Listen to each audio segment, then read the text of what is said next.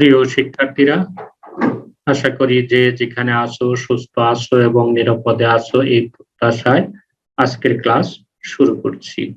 তো আজকের ক্লাসেও তোমরা বৃত্তের স্পর্শ ও অবিলম্ব কি তা জানতে পারবে এবং অবিলম্বের সমীকরণ নির্ণয় করতে পারবে এবং এর সাহায্যে কিছু অঙ্ক করতে পারবে।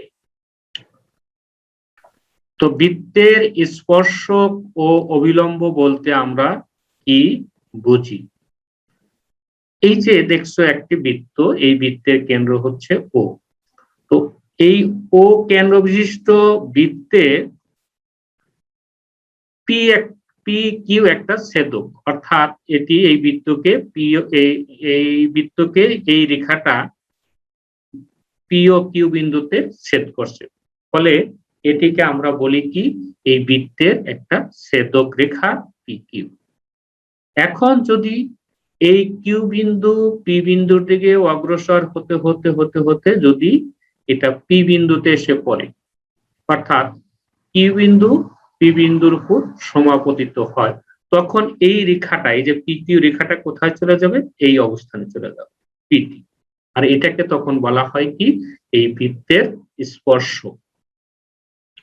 যেটি বৃত্তকে একটা বিন্দুতে মাত্র ছেদ করে বা স্পর্শ করে।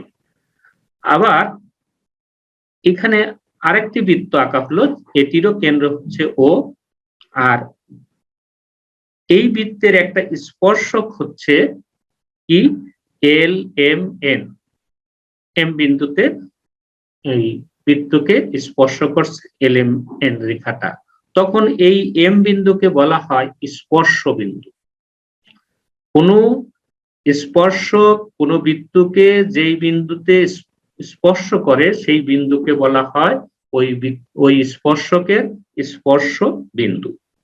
এখন বৃত্তের কেন্দ্র থেকে যদি স্পর্শকের স্পর্শ বিন্দুতে লম্ব টানা হয়, তখন সেই লম্বকে বলা হয় অবিলম্ব। এখানে ওএম হচ্ছে একটি অবিলম্ব, যাকে বলা হয় নরমাল। এছাড়া তো আমরা এল এম এন রেখার উপর আরো অনেক লম্ব টানতে পারি, যেমন একটা লম্ব হচ্ছে পিএল। এটি কিন্তু পিএল কিন্তু অবিলম্ব না। কেবলমাত্র কোন স্পর্শকের অবিলম্ব তাকেই বলা হবে যেটি কি হবে, কেন্দ্র থেকে স্পর্শকের উপর অঙ্কিত লম্ব, অর্থাৎ এই স্পর্শবিন্দু এবং বৃত্তের কেন্দ্র, এই দুটা বিন্দুর সংযোগ রেখাই হচ্ছে কি অবিলম্ব। এখানে লক্ষ্য করো যে এই যে ও বিন্দু হচ্ছে বৃত্তের কেন্দ্র, এম হচ্ছে স্পর্শ বিন্দু। তাহলে ও বিন্দু থেকে এম পর্যন্ত যে দূরত্ব, এটা হচ্ছে কেন্দ্র থেকে স্পর্শকের দূরত্ব। আবার অন্যদিকে ও বিন্দু থেকে এম পর্যন্ত দূরত্ব হচ্ছে কি বৃত্তের ব্যাসার্ধ। তাহলে দেখা গেল যে বৃত্তের কেন্দ্র থেকে স্পর্শকের দূরত্ব কি হচ্ছে ব্যাসার্ধের সমান। তাই লেখা হয়েছে বৃত্তের কেন্দ্র থেকে স্পর্শকের লম্ব দূরত্ব ইকুয়াল টু বৃত্তের ব্যাসার্ধ। তো এই অনুশীলনীতে অঙ্ক করার ক্ষেত্রে এই যে বৃত্তের কেন্দ্র থেকে স্পর্শকের লম্ব দূরত্ব ইকুয়াল টু বৃত্তের ব্যাসার্ধ, এটি বহুবার বহু অঙ্কে আমরা ব্যবহার করব।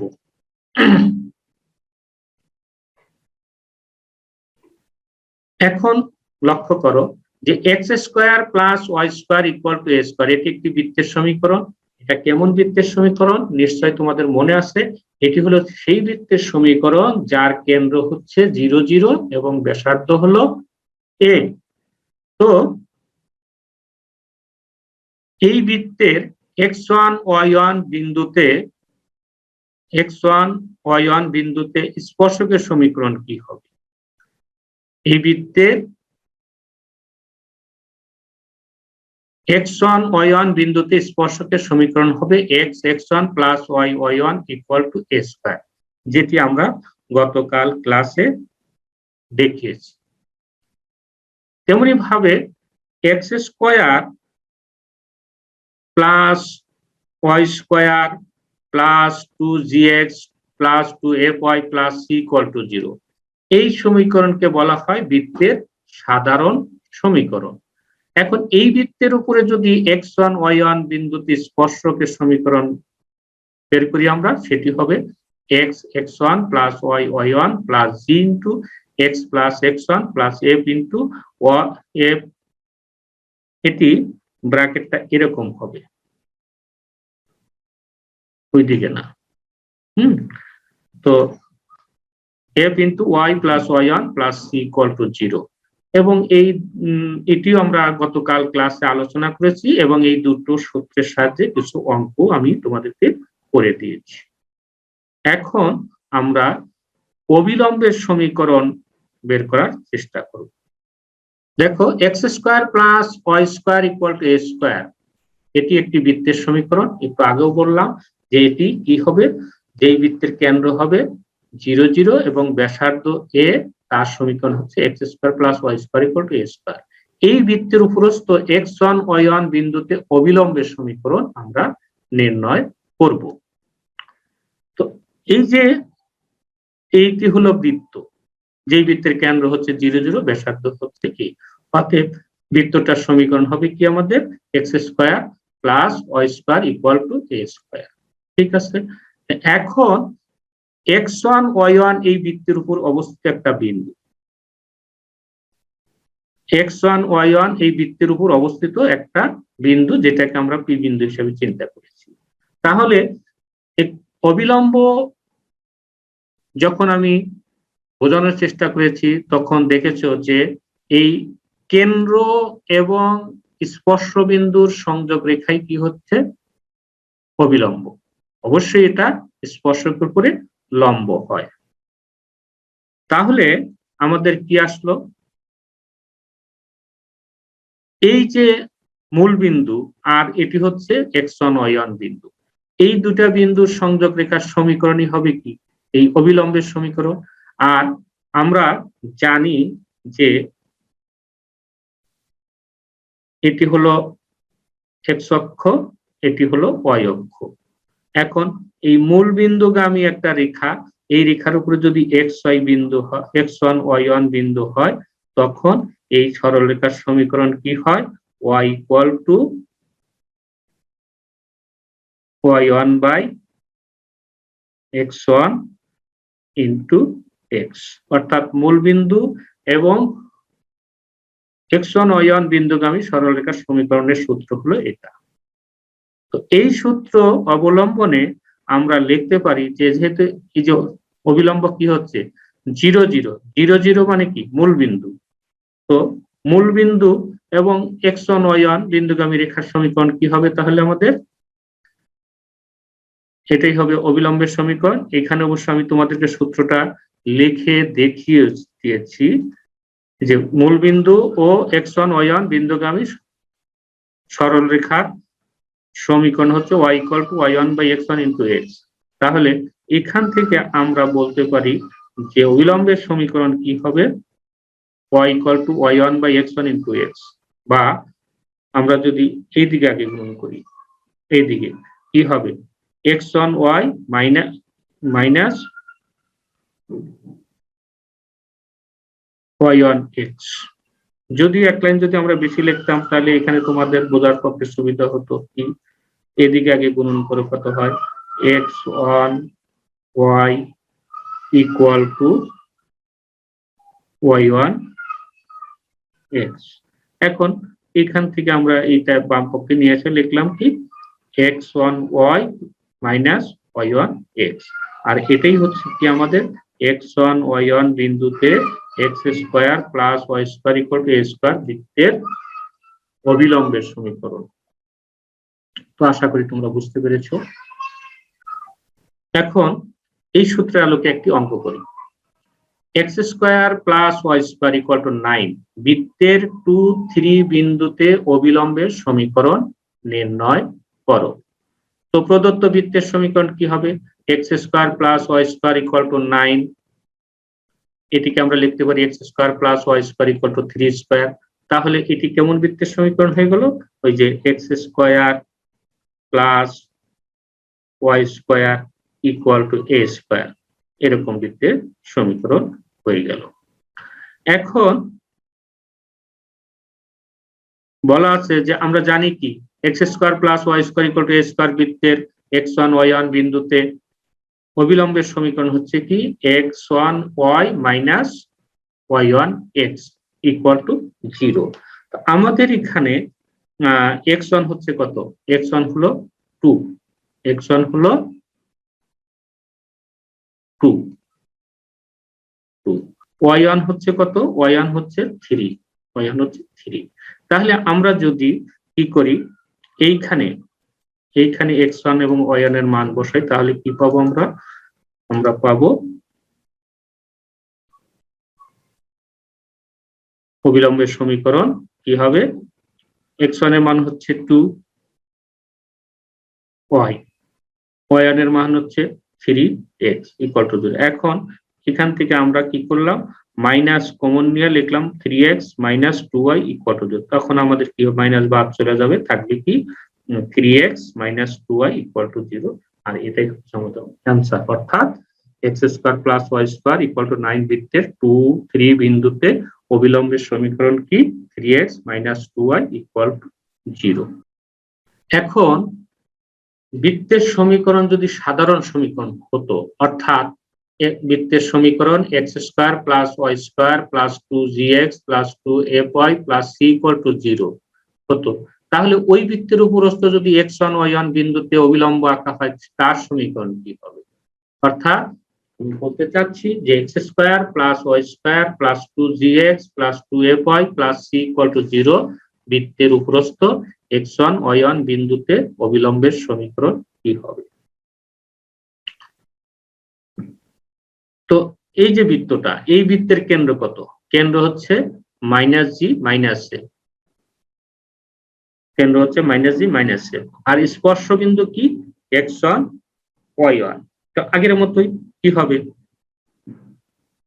এই দুটা বিন্দুর মধ্যবর্তী এই দুটা বিন্দুর সংযোগ রেখায় কি হবে স্পর্শকের সমীকরণ, সরি অবিলম্বের সমীকরণ, অর্থাৎ এই মাইনাস জি মাইনাস এ আর x1 y1 অর্থাৎ সি এবং পি এই দুইটা বিন্দুর সংযোগ রেখাই হবে কি অবিলম্বের সমীকরণ।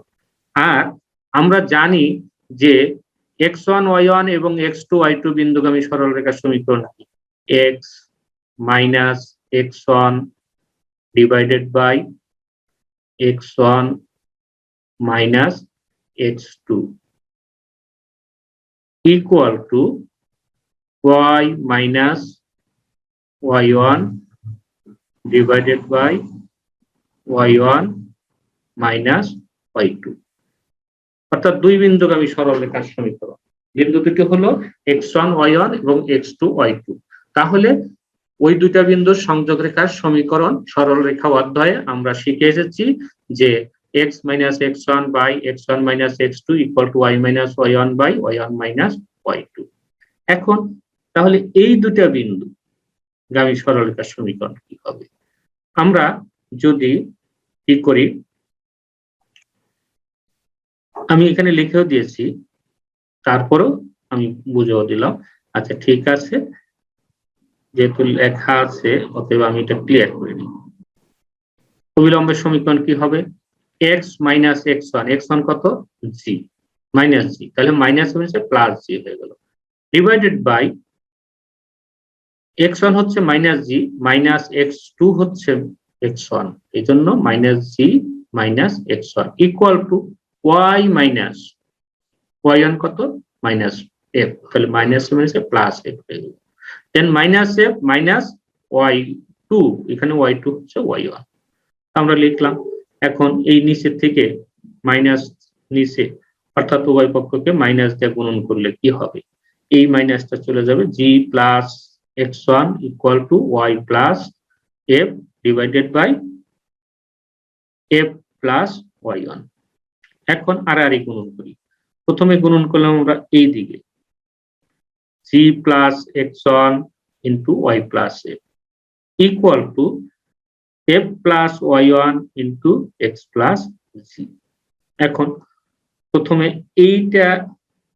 এইটাকে বাম পক্ষে নিয়ে গেলাম, বাম পক্ষে নিলে কি হবে g plus x1 into y plus f minus f plus y one into x plus g equal to 0।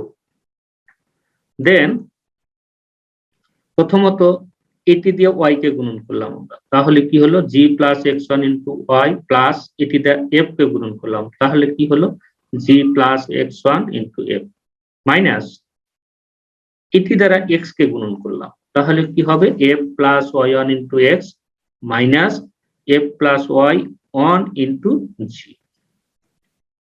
দেন এটা ঠিক রাখলাম, এটি গুণন করে দিলাম, গুণন করলে কি হলো g f plus f x one, এটাও ঠিক রাখলাম, এটি গুণন করলাম, কত হবে g f minus g y one.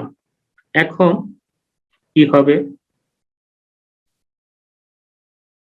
এই জিএফ ক্যান্সেল যাবে, তাহলে আমাদের থাকলো কি, থাকলো হচ্ছে g plus x one into y minus এটা f plus y one into x plus f x one minus g y one.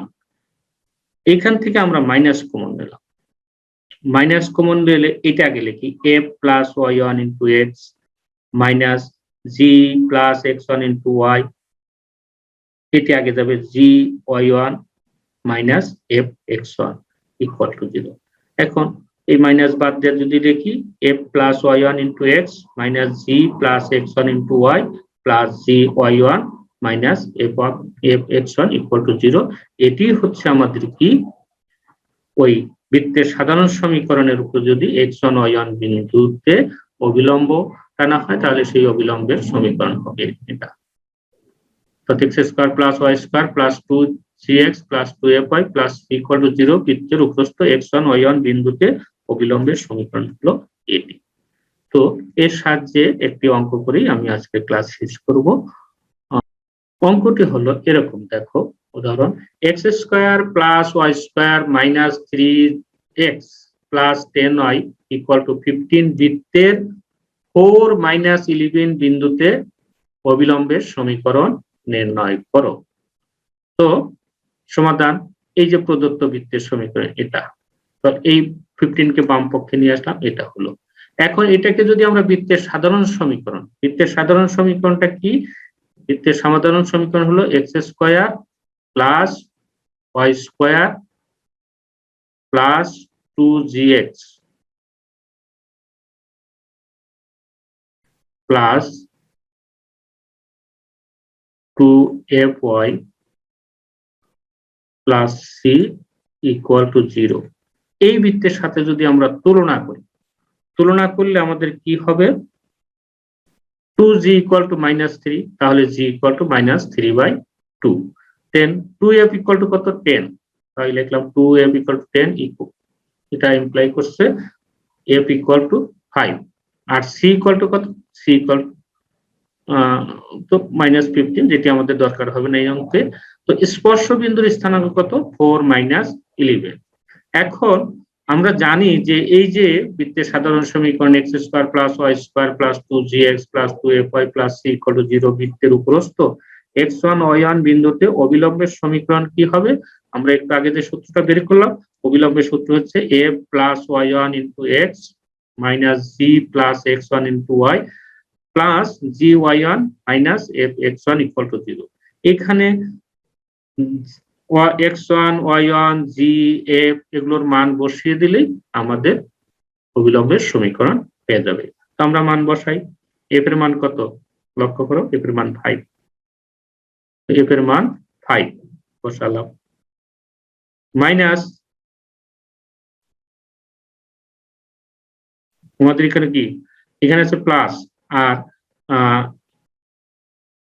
x1 sorry y1, এই y1 এর মান কত আছে, y1 এর মান হচ্ছে -11, এই জন্য -11 বসানো হলো ইনটু x মাইনাস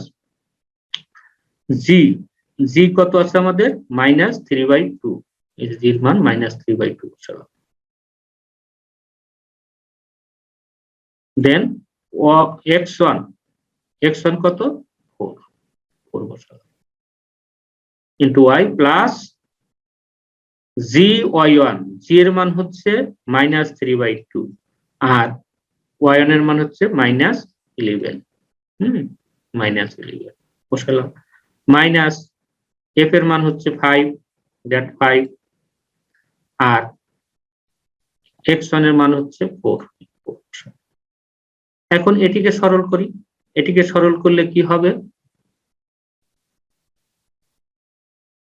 -11 থেকে 5 বাদ দিলে -6, মাইনাস এই যে 4 দুগুণ 8, 8 থেকে 3 বাদ দিলে থাকে কত, 5, অর্থাৎ 5/2, মাইনাস আছে জন্য -5/2 y প্লাস এটি গুণন করো, গুণন করলে কি হবে, এই মাইনাস হচ্ছে প্লাস, 3 × 33/2, আর এটা হলো কত, 4×5 = 20। দেন 2 দিয়ে গুণন করলাম এই রাশিটাকে, তাহলে -12x - 5y প্লাস 33 - 40। এখান থেকে আমরা পাচ্ছি কত, মাইনাস যদি কমন নেই তাহলে মাইনাস দিয়ে গুণন করলে কত হবে, 12x + 5y, এখানে থাকে -7, আর মাইনাস দিয়ে গুণন করার ফলে কত হলো, +7, আর এটি হচ্ছে আমাদের এই অঙ্কের অ্যান্সার। আশা করি তোমরা বুঝতে পেরেছ। তো তোমাদের সবাইকে ধন্যবাদ জানিয়ে আজকের ক্লাস শেষ করছি।